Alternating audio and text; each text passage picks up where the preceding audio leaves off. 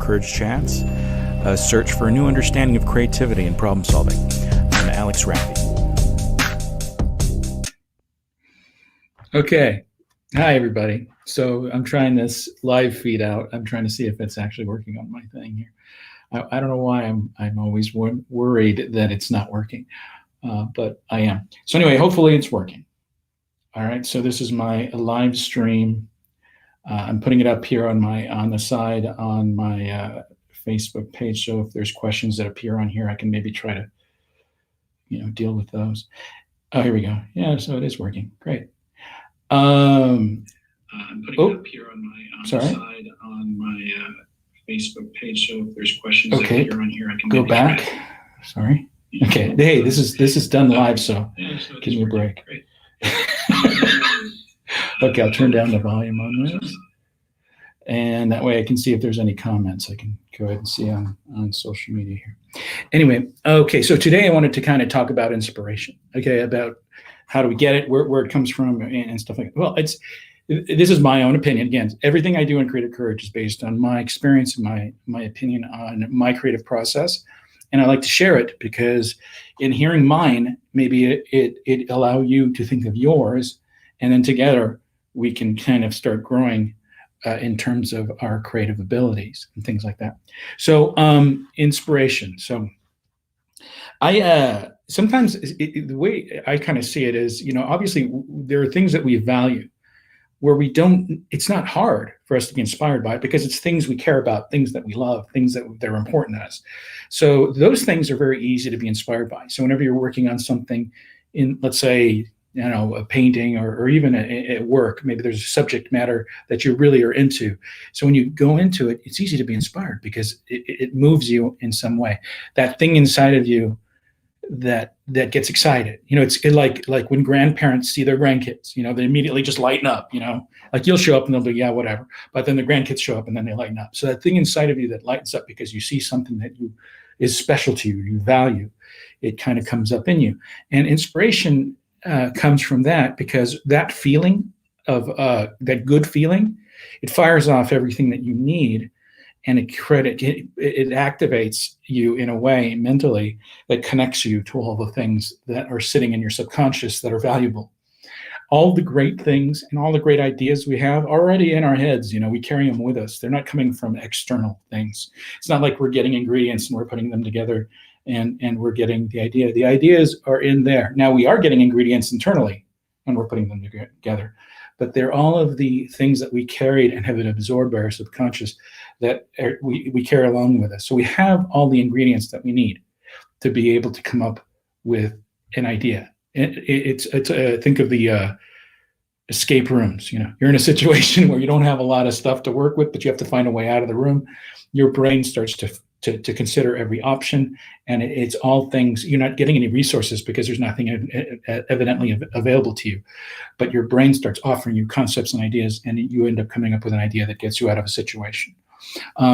So inspiration, when we're moved by a thing, is easy to find and easy to gather. So, but the hardest thing is how do you get inspired when you're in a situation, when you're dealing with something that you don't really value or don't really understand or care about, which a lot of times happens at work, where your job is to be inspired to do a job, but you've been doing this for 20 years or whatever, and it's this thing, and it's hard to get motivated.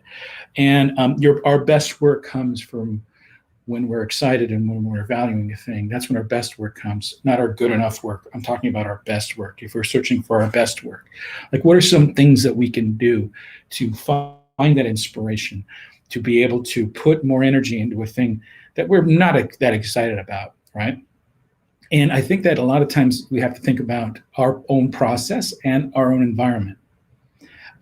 Surrounding yourself or creating a team of people that inspire you or you're impressed with or have talents that are maybe different than yours, bringing them into a room to discuss an idea and giving them the time to process along with you and taking as much from them as possible and building that and drawing inspiration from them is a good way to do that, is to create a team ahead of time. A lot of times it's important, but the best way to build a team to do that is not to just to do it on a whim when you first need to work on a project, is to build it in time.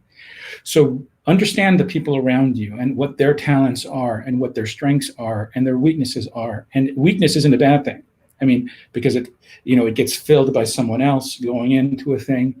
And also, if you're able to fill that weakness, they draw from them, and you could actually be the one that kills that weakness or improves upon that weakness just because you're aware of it and you help support it.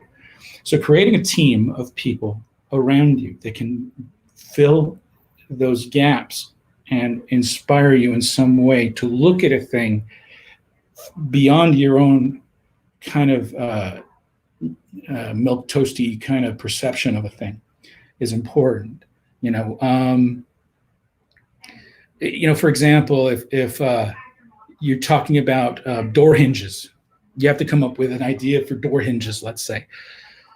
So what are some things you can think about with door hinges to kind of make them interesting? There's different ways of looking at things, and a lot of times is looking at a thing, and even though your job might not be to tell a story, but if you try to tell a story about a door hinge in your mind, it might bring an idea.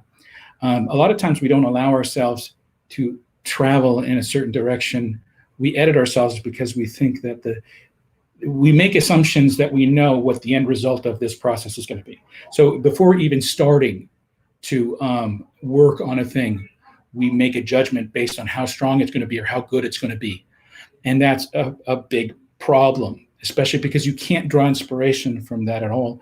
And during that particular process, no matter what it is, you might find areas that are valuable enough that you might be able to draw some inspiration from. So in terms of door hinges, let's just say door hinges. Okay, door hinges seem boring, but they make a sound. Some of them make a sound. And maybe the sound they make reminds you of something. Maybe the door hinge created a sound that sparks a memory of your toy box as a kid. Maybe you see door hinges as the one thing that turns a door from being a wall into a pathway into something. Door hinges give a power to a door to be able to turn into something else. If you just start thinking of them as far as what is their purpose and what is the bigger purpose of the thing that you're working on, it creates opportunities that you can turn into ideas that might help you with your particular whatever it is that you're working on. How do we do this where we get to see? Oh, yeah. Okay, good. So anyway, so those are some of the, I'm still working out how I can see if there are any questions or any kind of things like that. I want to be able to not miss that stuff because I did in the last little test I did. So that's an important thing to do in terms of just trying to find inspiration, is either create an environment of people that you can draw from, surround yourself with things that don't necessarily have anything to do with the thing you're working on. But your mind is a very complicated and powerful thing. You might think that, oh, right now I'm only thinking of this one thing and I'm getting this tunnel vision on a particular idea. But sometimes breaking away from that idea is important because your subconscious is a lot smarter than you are. And your subconscious might be influenced to share a concept with you or an idea or a little morsel of something that is valuable to your purpose or what it is you're kind of going for. And if we don't allow ourselves to take that little morsel and really consider it, because it doesn't seem familiar enough as a solution to what you're working on, instead of taking it for what it's worth and seeing what it does, sometimes we'll say no thanks, no thanks, no thanks, and you push those concepts out of your mind as you're working on something. And that's a problem because you're self-editing before you even allowed yourself to go through the process of finding a solution. And I think that we do this a lot, is we go through the work and we go through trying to find a solution to something, and we don't let ourselves to explore things. We're all grown-ups. We're all aware of what the end goal is. Allow yourself to kind of get off the beaten path a little bit, experience things aside, and see if they lead you in a better direction. Sometimes when we're looking at a thing straight on, we're not actually seeing the valuable things that are behind it. But if we change our pathway a little bit, we can start seeing different angles of this thing and see newer solutions. I hope that's not too abstract, but what I'm trying to say is, maybe this has happened to you during a brainstorm session with someone for a project, where a joke will pop into your head, or a thought of something will pop into your head that may not seem relevant to what you're working on, but there's a reason it popped into your head. There's some reason.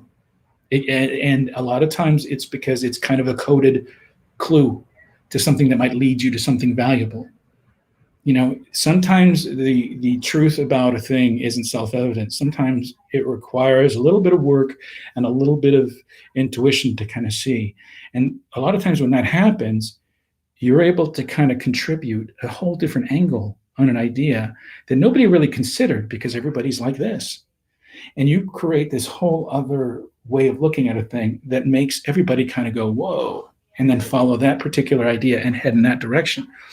But sometimes we keep ourselves from doing that, because we feel like we need everything to be super clear immediately when you're brainstorming. And that comes from a fear of looking stupid, or a fear of people not getting it, or thinking that you're going to seem weird if you bring this thing up. But if you have people in the room who trust you, and they trust that you're going through a creative process, and they just sit and listen, and they let that idea, that little quirky idea, inspire them as well, that becomes kind of really powerful ingredients for a better solution. So create a safe environment where people can go ahead and express themselves.